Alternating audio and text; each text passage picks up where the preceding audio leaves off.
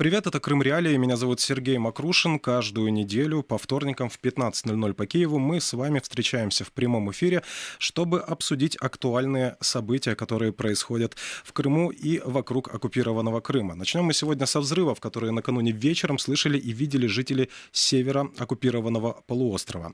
В крымских телеграм-каналах разошлись видеозаписи из Джанкоя с сюжетом, который мы неоднократно уже видели во время атак российских беспилотников иранского производства на материковую Украину.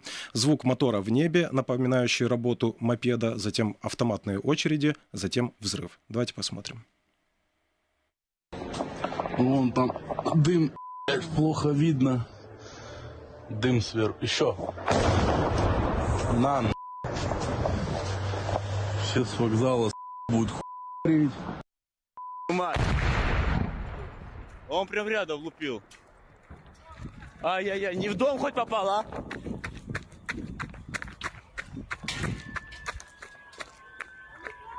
На железку, да, упал? Сразу после случившегося оккупационные власти Крыма взяли информационную паузу и призвали ждать официальных пояснений. Как после пояснил Сергей Аксенов, это российский глава оккупированного Крыма, в Джанкое сработало российское ПВО. В результате взрывов пострадали 1 человек, домовладение и магазин. Впрочем, сообщество российских журналистов-расследователей «Астра» утверждает, что перечень поврежденных объектов шире. По их данным, в результате атаки на железнодорожный узел были повреждены локомотивное депо, здание охраны вокзала, товарно-материальные и топливные склады. По тем же данным, единственным пострадавшим стал посетитель магазина на Перекопской улице в Джанкое, который также пострадал. Все разрушения, о которых сообщается, локализованы либо на самой железнодорожной станции Джанкое, либо на прилегающих к ней улицам. О том, что это было, что мы наблюдаем сейчас в Крыму, мы поговорим с Владиславом Селезневым, украинским военным экспертом, военнослужащим Вооруженных сил Украины. Владислав, добрый день. Слава Украине! Героям слава! Итак, что же вчера наблюдали жители Джанкоя? Что это были за взрывы? Я думаю, что жители Джанкоя наблюдали трансформацию предупреждений президента Украины Владимира Зеленского к жителям Крыма. В этом предупреждении Владимир Александрович обращал внимание жителей Крыма на то, что им следует держаться чем дальше от военных и инфраструктурных объектов. Потому как бавовны, которые на них будут стучаться, чем позже, тем чаще, это очевидный факт. Украинская разведка заявляет о том, что был поврежден эшелон с ракетами морского базирования «Калибр». Такой вариант исключать ни в коем случае нельзя, потому как именно железнодорожным транспортом те самые «Калибры» в том числе поставляются для нужд Черноморского флота Российской Федерации.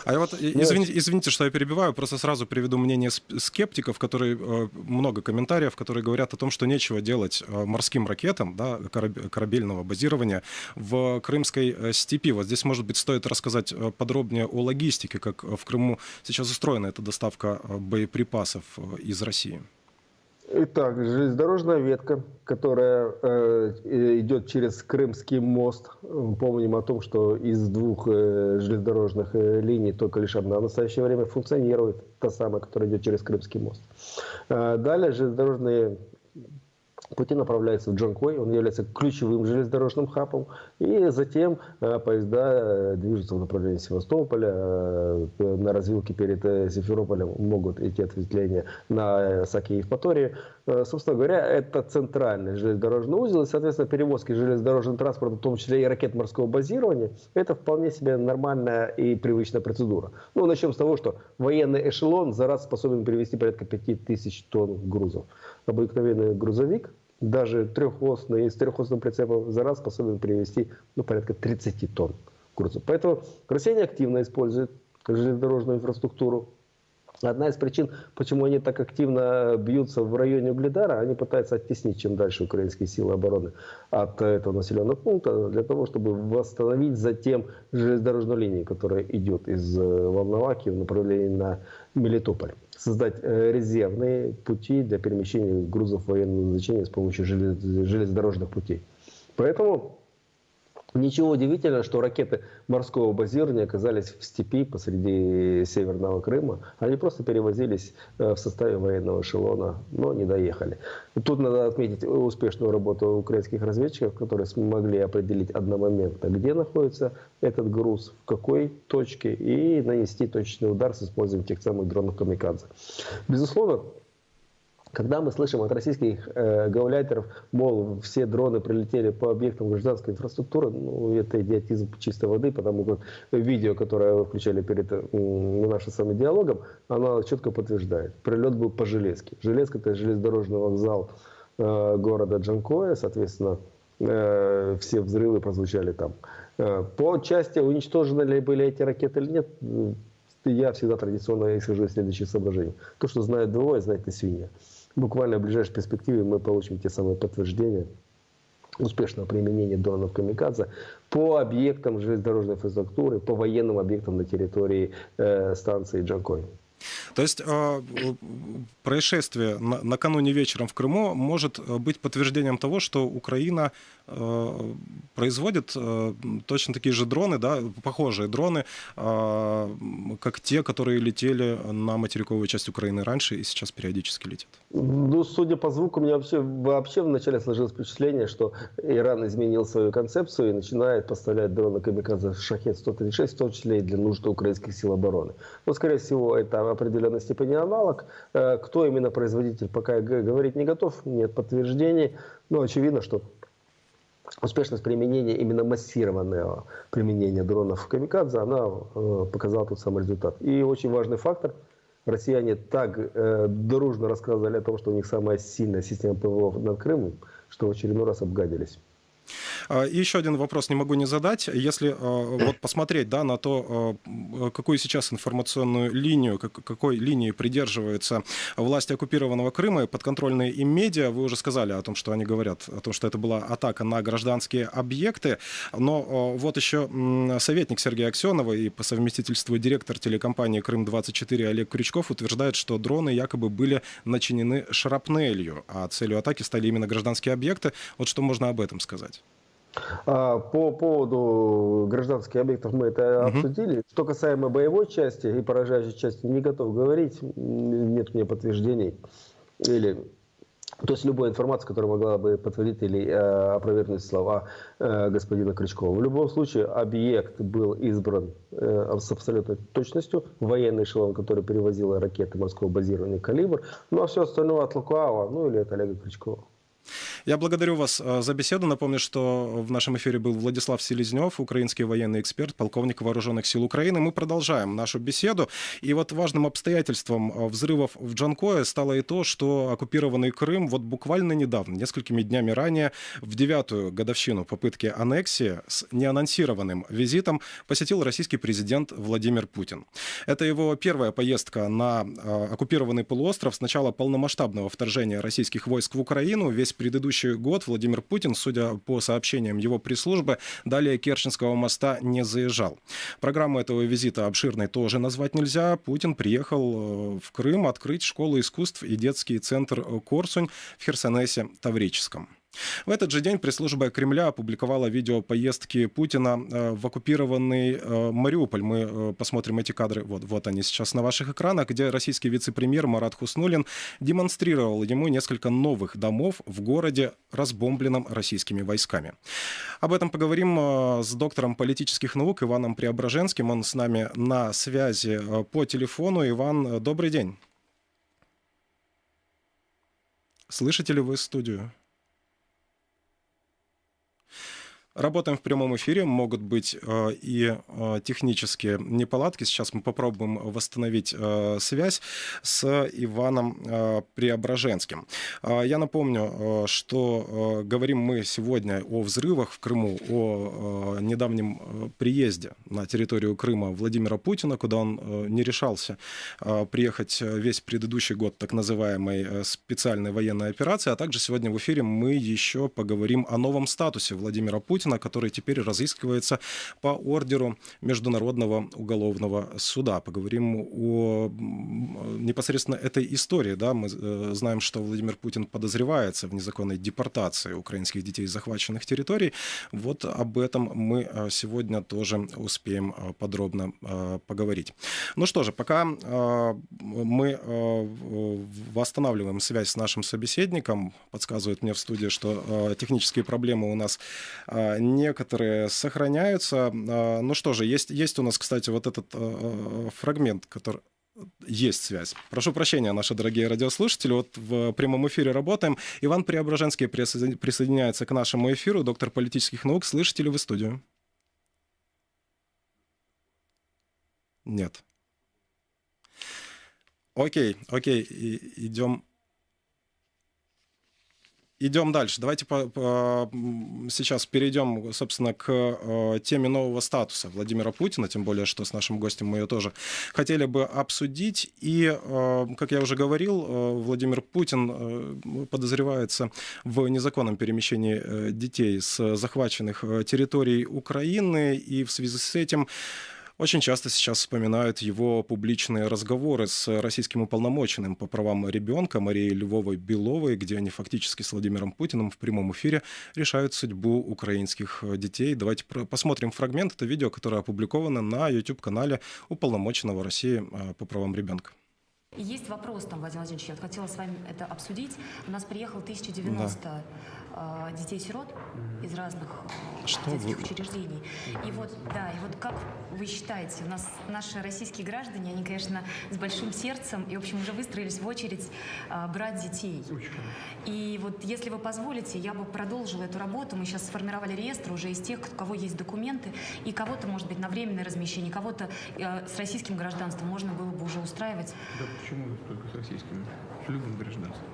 Там просто есть законодательные проволочки, которые необходимо будет тогда устранить. Скажите, какие будем устранить? Это чрезвычайные обстоятельства. И мне кажется, нужно думать не о бюрократических проволочках, а об интересах детей. Ну что же, подсказывает мне, что подключился Иван Преображенский к нашему эфиру. Иван, добрый день. Слышите ли вы студию? Вас я слышу. Добрый день. Да, я вас слышу. Добрый день, мы рады вас слышать. Итак, давайте начнем с поездки Владимира Путина по оккупированным территориям. Она проходила уже в новом статусе. Я уже сказал о том, что на минувшей неделе Международный уголовный суд выдал ордер на арест российского президента Владимира Путина и уполномоченного по правам ребенка России Марии Львовой-Беловой. Так вот, какой была цель этой поездки? Например, в Севастополе Владимира Путина в этот день не очень-то ждали. Он должен был включиться по видеосвязи и открыть вот эту школу в Херсонесе. Об этом написал сам Развожаев. Он написал, что Путин приехал неожиданно, и все готовились именно к открытию по видеосвязи. Значит, цель этих поездок, она лежит не в практической плоскости. Ну, цель, очевидно, лежала в символической плоскости, продемонстрировать, с одной стороны, после того, как был открыт ордер на его арест, что он не боится и перемещается, при том, что понятно, что он как раз боится. И именно поэтому сейчас поехал перемещаться и показал себя второму в Мариуполе, чего он не делал весь год полномасштабной агрессии против Украины. А во-вторых, продемонстрировать, что он силен и уверен в себе, приезжающему в Москву лидеру Китая Си Цзиньпину. Совершенно очевидно, что, по крайней мере, в Кремле считали именно этот момент выписывания ордера, в том числе как сигнал не для России, а даже для Китая. Нет, о том, что Китай имеет дело теперь официально с преступником. И, соответственно, они постарались продемонстрировать мощь Владимира Путина, его готовность публично, скажем так, появляться на людях там, где его никто не ждет, в районе, по сути, относительно недалеко хотя бы от боевых действий. Насколько убедительным это было, например, для российского обывателя?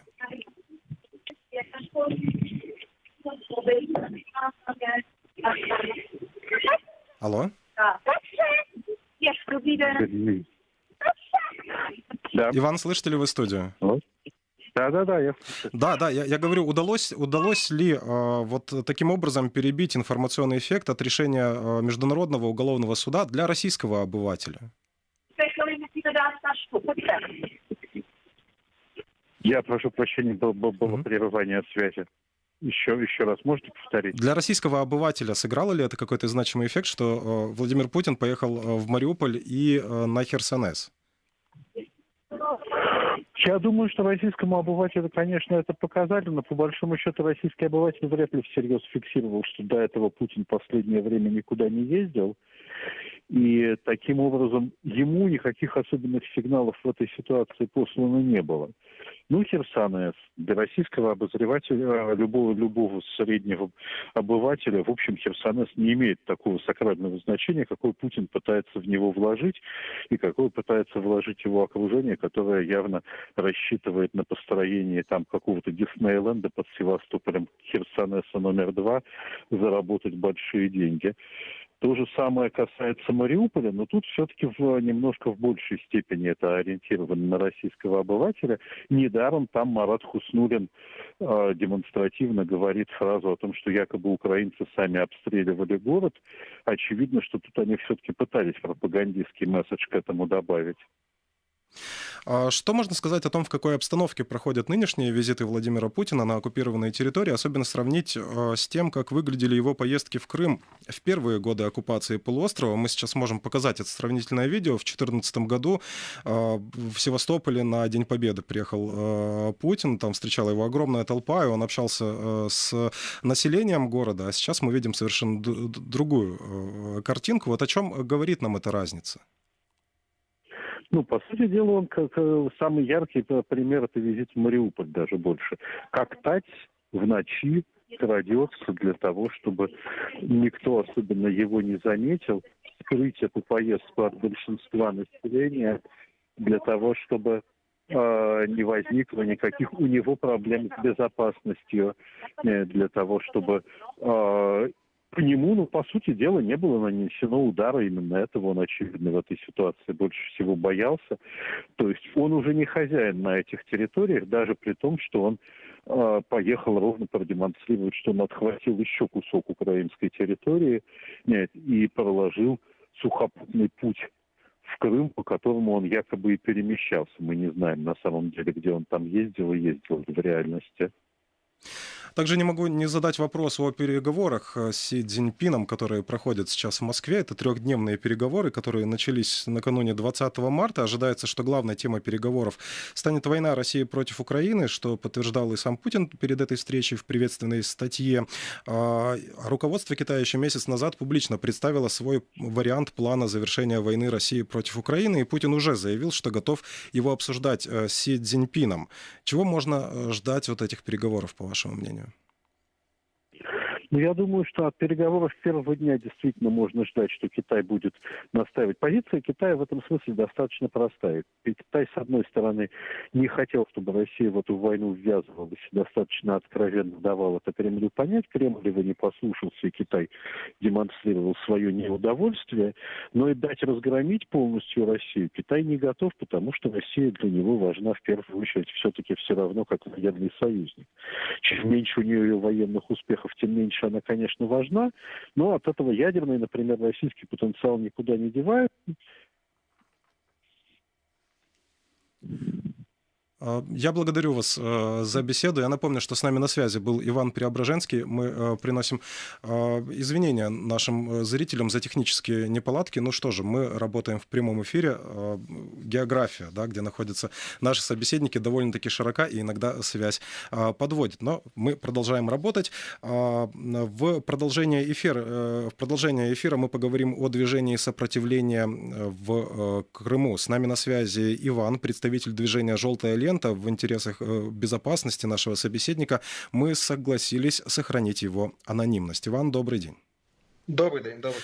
Мы уже говорили, что с начала полномасштабной войны Владимир Путин на оккупированных территориях не появлялся. А вот сейчас он появился. Неужели он себя стал чувствовать в большей безопасности в Криму, наприклад? На мою думку, це зв'язано, звісно, після анонсування Міжнародним кримінальним судом про те, що видан ордер на арешт Володимира Путіна і своїм приїздом до Севастополю, в тому числі, як він повідомляє, і до Маріуполя, Він підкреслює, що він може якоби їхати по своїх цих володіннях, навіщувати людей, дивитися якісь стратегічні об'єкти. Але ні наші активісти, ні місцеві жителі, наприклад, в Маріуполі не можуть підтвердити, що Путін дійсно був у місті. А що стосується півострову, то так, він був, але, як ми бачили по відеоматеріалам, ніякої підтримки місцевого населення не було. Ну, местного населения там не очень-то и было на этих видеокадрах, там все больше сопровождающие и чиновники. Вот о чем еще хочу спросить. Не успел Владимир Путин уехать из Крыма, да, не успел его след простыть, как говорится, как там снова что-то взрывается. Мы говорили в начале программы об атаке беспилотников в Джанкое, например, да. Что можно сказать о тех заявлениях российского руководства, о том, что Россия пришла в Крым якобы с целью защиты і способна цю защиту предоставити? Як ми бачили особливо протягом останнього року, вона ніяк не може захистити повітряний простір півострову. Як ми бачимо, вони послаблюють власний антитерористичний режим на півострові. Все більше українців, кримських татар доєднуються до руху спротиву «Жовта стрічка». Але й за ті самих 8 років окупації вони ніяк не змінили життя кримчан в економічному, соціальному, гуманітарному плані. О численности людей, которые решили присоединиться к движению сопротивления «Жовта стрічка», «Желтая лента», что можно сказать и какими методами, что делает крымское сопротивление, участники крымского сопротивления на территории Крыма? Лише на території півострову знаходиться понад 2,5 тисяч активістів, які активно працюють. Їх сфера діяльності дуже обширна. Це не лише поширення патріотичних плакатів, їх друк, жовтих стрічок, малювання графіті, замальовування проросійських зеток і перетворення їх в піщаний годинник, який буде нагадувати, що окупація тимчасова, а Україна вічна, але й передача інформації про зрадників, колаборантів або пересування російських військ на території півострову. Я напоминаю, что говорим мы с представителем движения «Желтая лента». Напоминаю, что включается он к нам в эфир на условиях анонимности из соображений безопасности. И вот о чем я еще хотел спросить. Взрывы в Крыму слышали не только 20 марта. 19 марта крымские средства массовой информации сообщили о якобы попытке подрыва газопровода в Симферополе. И патриотически настроенные, скажем так, да, пророссийски настроенные блогеры российские, они пишут о том, что это очередная попытка диверсии на территории Крыма. Может ли движение сопротивления действовать подобным образом и может ли представлять для него какой-то интерес газопровод? Що стосується «Жовтої стрічки», то це рух мирного спротиву, громадянського протесту, але й також ми знаємо, на півострові існують декілька таких диверсійних груп українців з числа з кримських татар або мобілізованих до лав Збройних сил Росії. Людей, які не воюють за Україну, але вони проти путінського режиму і максимально хочуть його знищити. Тому ми бачимо, що такі випадки численні. Це не лише газопровод, підрив залізничних колій, або ті самі люди, які наводять БПЛА на аеродроми або нафтобази.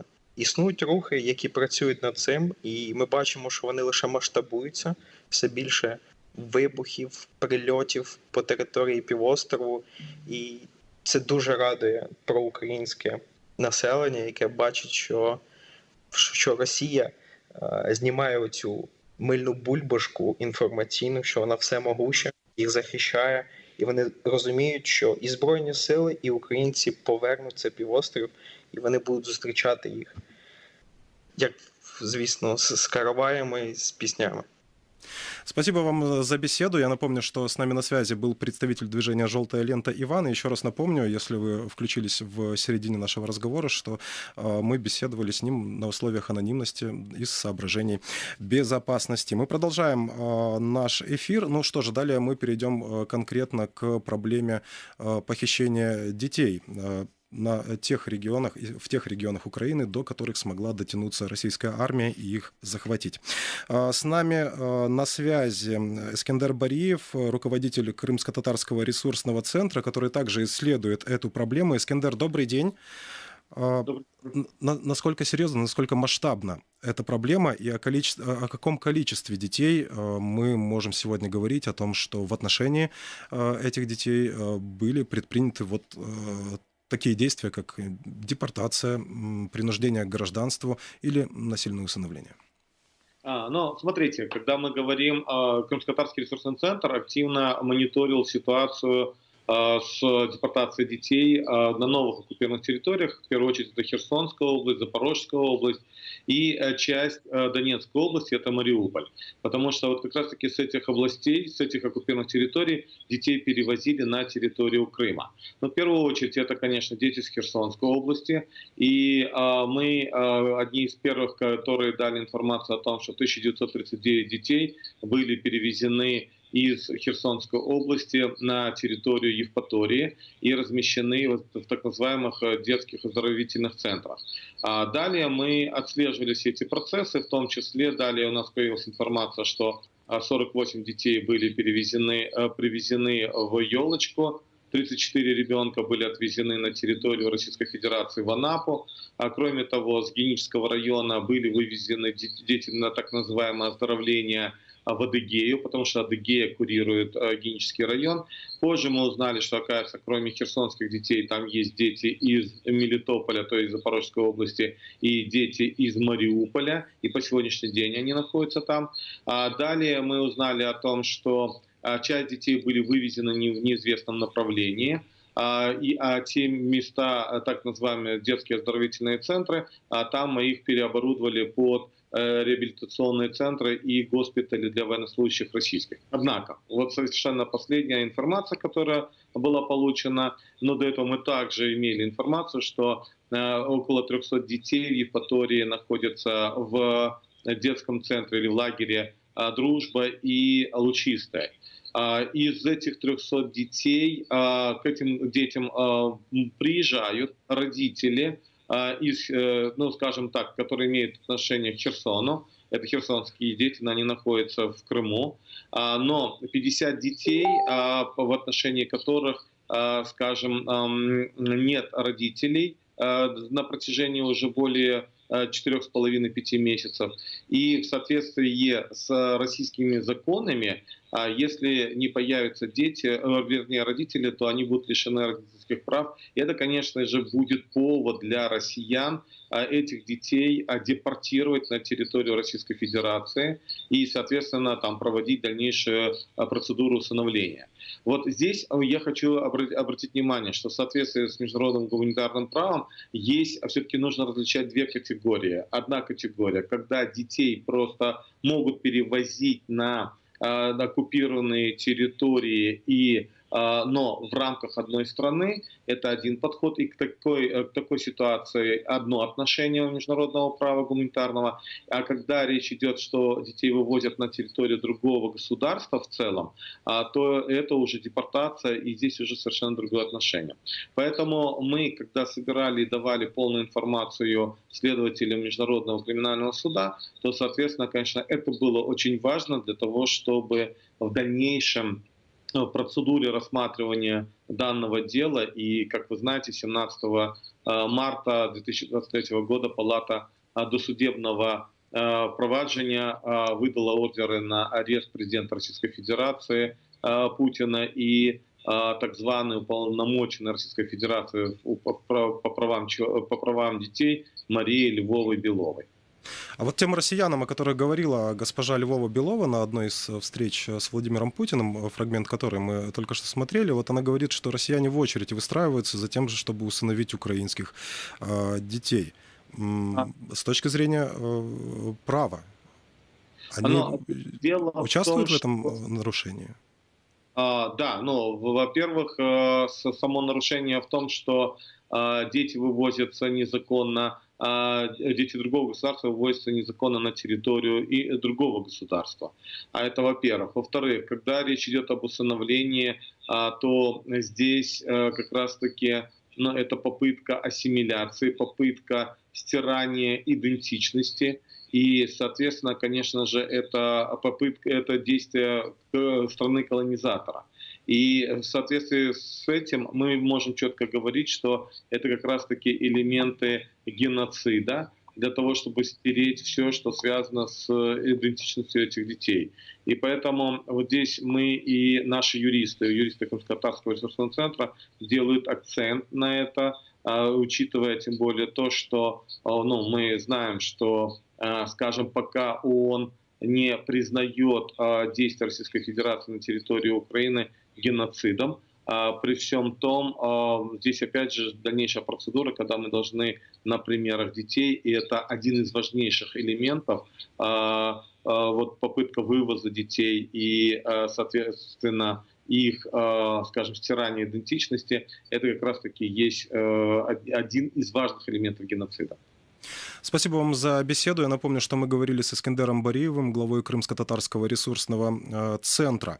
В завершение этой темы новость на сайте Крым Реалии. Рекомендую регулярно читать новость, регулярно читать сайт Крым Реалии, потому что на нем публикуются актуальные и достоверные новости, которые касаются Крыма и происходящего в Крыму. Депортированных из Крыма в Россию детей-сирот ищут с помощью искусственного интеллекта. Об этом заявил прокурор Автономной Республики Крым и Севастополя Игорь Паначевный. Цитата. «Мы недавно начали использовать это программное обеспечение. Около 300 анкет детей-сирот проверили, установили около 150 детей, хотя бы приблизительно их местонахождение».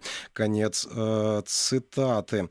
Используется искусственный интеллект для поиска этих детей. Он заявил, что российские власти, вывозя из аннексированного Крыма в Россию этих детей, совершили военное преступление. По оценке Паначевного, в Крыму по состоянию на 2014 год было около 5000 таких детей. Часть этих детей была вывезена в Россию, их усыновляли семьи из Москвы, Адыгеи и других регионов России. В прокуратуре Автономной Республики Крым и Севастополя заявили, что в России было усыновлено около 1900 таких детей из Крыма. Еще одна цитата. «Но учитывая, что в России есть тайна усыновления, получить анкетные данные детей и какую-то конкретную информацию по состоянию на сейчас не удалось».